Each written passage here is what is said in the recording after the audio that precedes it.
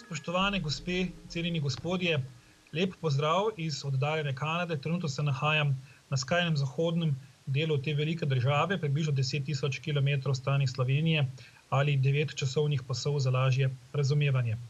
Naprošen sem bil, da navržem nekaj dejstev okrog digitalizacije, ki jo kot proces uporabljamo tudi v naši lokalni skupnosti. Morda uvodoma nekaj dejstev. Digitalizacija kot proces je seveda neizbežna v sodobnem svetu.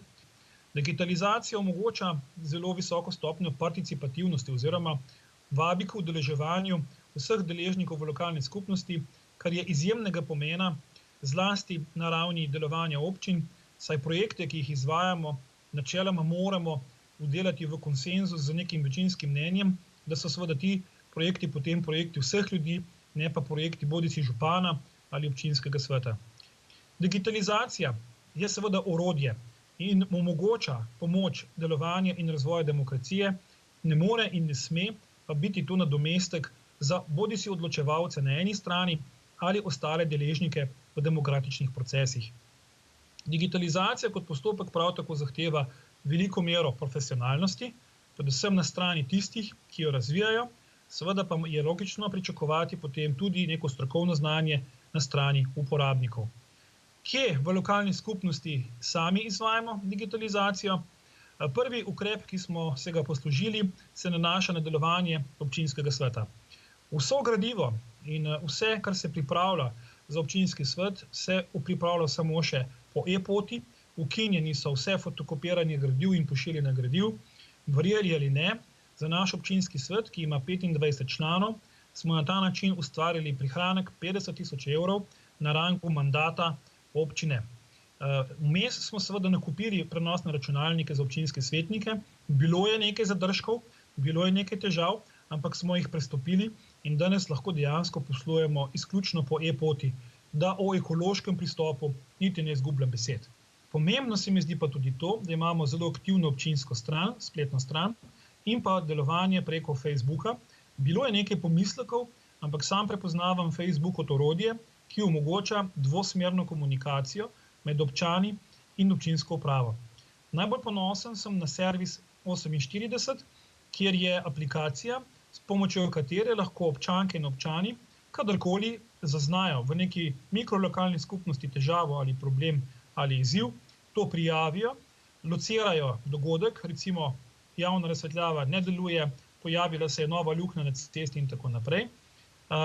Ta dogodek se potem zazna v programu in potem je poslan odgovorni osebi, ki ga potem prevzame. V 48 urah mora se zgoditi reakcija. Reakcija v smislu, da je občanka ali občan, ki je to prijavil, obveščen o reševanju tega problema. Lahko da ne bo ta rešljiv v roku 48 ur, vsekakor pa bo ta oseba prejela dokument oziroma odziv, v katerem pa popolnoma jasno, da se ta zadeva rešuje in da je v postopku reševanja. Če se ta reakcija ne zgodi v 48 urah, se meni oziroma direktorju občinske uprave, recimo temu prižge alarm, da nekaj ni v redu in seveda potem urgiramo tudi tisti, ki smo nadrejeni. Pomembno se mi zdi tudi to, da sam uporabljam Facebook.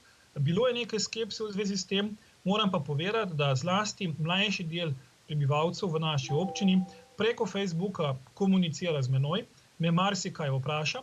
Jaz zagotavljam tudi hitro in pa učinkovito obveščenost o najpomembnejših dogodkih v naši skupnosti in preko 3000 sledilcev, ki jih imam na Facebook strani, dejansko zagotavlja dostop, neposreden dostop do velike količine ljudi v naši neposredni skupnosti. Na koncu lahko sklenim, in to je bila pa izkušnja prav sedaj, da tudi s pomočjo Skypa lahko delujemo kot nek način oddaljena uprava. Seveda podžupan ima vsa pooblastila župana, ampak vsak teden, 2-krat na teden, imamo videokonference, kjer se pogovarjamo o vseh pomembnih odločitvah, predvsem pa o korakih, ki jih bomo storili v prihodnje. Tako da lahko sklenem. Digitalizacija v vsakem primeru je zelo pozitivno orodje, jaz ga priporočam vsem, vsekakor pa bomo zagotovili nekaj, kar je najpomembnejše v demokraciji, to je transparentnost sprejemanja odločitev, čemur sem tudi sam najbolj zavezan. Vse odločitve, ki jih pri nas sprejemamo, bodisi na občinskem svetu ali znotraj občinske uprave, so sledljive in tudi prenosi občinskih sej, občinskega sveta so neposredni, so digitalizirani in so na dostop vsem občankam in občanom na spletni strani občine Kočevje v obliki arhiva. Na ta način lahko vsi dobijo nek pozitivni občutek o delovanju demokracije v lokalni skupnosti. To pa je pokazatelj oziroma recimo temu rešitev demokracije na dolgi rok, saj sami vemo, kako upada sama politična participacija, udeležba na volitvah in to so ukrepi, ki jih lahko implementiramo in bodo prepričali ljudi, da njihov glas šteje in da oni sami štejejo. Lep pozdrav iz Kanade.